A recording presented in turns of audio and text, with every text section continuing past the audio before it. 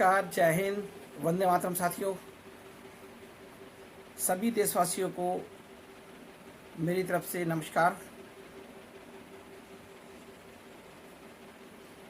दोस्तों, आज हमारे देश में बहुत बड़ी दुखद घटना हुई है। अपने ही देश का एक महत्वपूर्ण हिस्सा जम्मू कश्मीर, वहाँ के पहलगांव में आतंकवादियों द्वारा वहाँ पर गए हुए टूरिस्टों पे हमला हुआ। बहुत सारे टूरिस्ट मारे गए हैं। उन्होंने आतंकवाद की चरम सीमा पार करते हुए लगभग सबको मारने की कोशिश करी, पर जिसे ईश्वर ने बचाना चाहा वो बचा। पर आज एक बहुत बड़ी बात सवालों के घेरे में है। क्या हम हिंदुस्तान के किसी कोने में सुरक्षित नहीं हैं? हमारे देश का नागरिक क्या स्वतंत्र होकर इस तरह किसी भी देश में अपने ही भारत राज्य में घूम नहीं सकता? सवाल ये है कि जब हिंदुस्तान में इस तरह आतंकवादी हमला करते रहेंगे तो क्या हमारे देश में कोई भी विदेशी टूरिस्ट आ पाएगा? क्या हमारे देश की सुरक्षा पे पूरा विश्व सवाल नहीं उठाएगा? हमारे देश की सुरक्षा को लेकर के आज सवाल उठाए जा रहे हैं। आज से 11 साल पहले देश के लोगों ने देश की सत्ता की कमान बीजेपी के हाथ में दी थी और यह उम्मीद करी थी कि जल्दी 1-2 साल में ये आतंकी हमले बंद हो जाएंगे। आज 11 साल हो गए हैं और ये हमले लगातार जारी हैं। पूरे देश में कहीं ना कहीं इस तरह की घटनाएं हो रही हैं। आपको देश ने पूरी आज़ादी दे रखी है कि आप घुसिए, पाकिस्तान के अंदर घुस के उसको मारिए। देश हमेशा आपका साथ देता है। फिर आपकी क्या ऐसी मजबूरी है कि आप पाकिस्तान जैसे छोटे देश को सबक नहीं सिखा पा रहे हैं?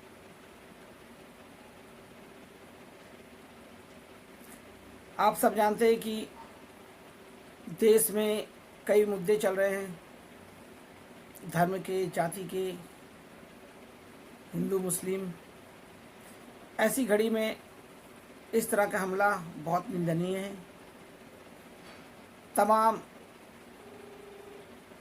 मीडिया अलग अलग तरह से इसको प्रस्तुत कर रहे हैं। उनके लिए ये भोजन सामग्री की तरह है, लोगों के लिए प्रस्तुत कर रहे हैं वो। पर ये दुखद घटना है जिसको समझना पड़ेगा। वहीं पर उसी जम्मू कश्मीर में बनिहाल में बादल फटा, सैकड़ों गाड़ियां बह गईं, कई लोग हताहत हुए, मर गए। वो भी एक त्रासदी थी जिसकी सूचना समाचारों में नहीं प्रकाशित हो रही है। पर एक ही बात को बार बार दोहराया जा रहा है कि आतंकवादियों ने क्या पूछा, क्या करा। उससे ज़्यादा ज़रूरी है कि आतंकवादी हमारे यहाँ आए कैसे। हमारे देश का एक नागरिक भी मारा जाए, चाहे वो हिंदू हो, चाहे मुस्लिम हो, चाहे सिख हो, चाहे ईसाई हो, वो हमारे देश का नागरिक है। उन आतंकवादियों को ढूंढकर मारना चाहिए। हमारा देश आज सिर्फ टीवी चैनलों का गुलाम होकर रह गया है। उनकी खबरों को सुनता है, उसी हिसाब से अपना माइंड बनाता है। पर क्या पूरे देश को आज सवाल नहीं करना चाहिए कि 11 साल हो गए बीजेपी के हाथ में सत्ता दिए हुए और आज भी वही खतरा मंडरा रहा है? इसके पीछे एक बड़ा कारण ये भी है कि आज हमारी भारतीय सेना में जवानों की कमी लगातार होती जा रही है। डेडिकेटेड सोल्जर्स को भर्ती करने की जगह सरकार कॉन्ट्रैक्ट पे 4-4 साल के लिए जो जवान भर्ती कर रहे हैं, उस पर क्या कहा जाए? कोई सवाल उठाएगा तो लोग तमाम तरह के आक्षेप लगाएंगे। पर सच्चाई यही है कि आज हमारे देश में सेना की कमी हो गई है। हो सकता है ये मेरा कहना बहुत कंट्रोवर्शियल रहे, पर मैं माननीय प्रधानमंत्री जी से, राष्ट्रपति महोदय से निवेदन करता हूं कि हमारे देश में आज जितना सैन्य बल है उसका दुगना करा जाए। हमारे देश का हर नागरिक सेना के लिए अपना जेब का खर्च देने को तैयार है। इतने सैनिक हमारे देश में भर दीजिए कि आतंकवादी क्या उसकी परछाई भी हमारे देश के बॉर्डर के अंदर ना पाए। फिर क्या कारण है कि इस तरह से वो दूसरे देश से बॉर्डर पार करके आते हैं और यहाँ पर हमला करके चले जाते हैं आसानी से, और उन्हें कोई पहचान भी नहीं पाता। ये बहुत दुख का विषय है। मुझे लगता है कि सत्ता ने हमारी सेना की ओर ध्यान देना कम कर दिया है। सिर्फ उसे अपने राजनीतिक मुद्दों पे अलग अलग राज्यों में सत्ता पाने की भूख के अलावा कुछ नहीं बचा। वो चाहती है कि हर राज्य में उनकी सरकार बन जाए। हम आपको हर राज्य में आपकी सरकार बनने देंगे, पर एक शर्त है, आज के बाद हमारे देश का एक भी नागरिक आतंकवादी हमले में ना मारा जाए, किसी भी दलित पर अत्याचार ना हो, किसी भी बहन बेटी के साथ कोई छेड़खानी ना हो। आप ये वादा दीजिए, पूरे हिंदुस्तान में आपको हर राज्य में जगह मिलेगी। परंतु आप ऐसा नहीं कर सकते, आपके द्वारा ऐसा करना नामुमकिन है।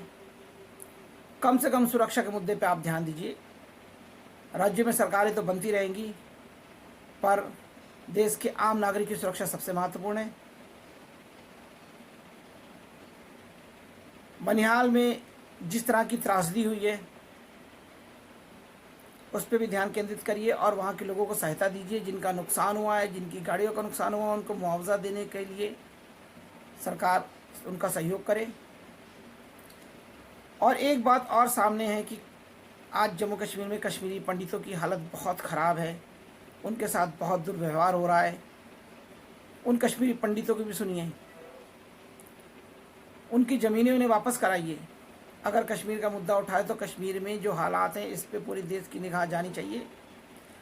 और जिस तरह आज ये टूरिस्टों के साथ हुआ है, कल फिर कोई टूरिस्ट जाएगा, ये होगा। कैसे सुरक्षा की गारंटी आप देंगे, ये आप स्वयं बताएंगे। मेरा देश के माननीय प्रधानमंत्री जी से यही एक सवाल है कि हमारा देश किस तरह अपनी सुरक्षा सुनिश्चित करे और अपने आप को सुरक्षित महसूस करें। पूरे आदर्श संग्राम पार्टी की तरफ से यही एक सवाल मैं आप तक छोड़ रहा हूँ। जय हिंद, वंदे मातरम। मैं आपका साथी गौतम भारती। नमस्कार।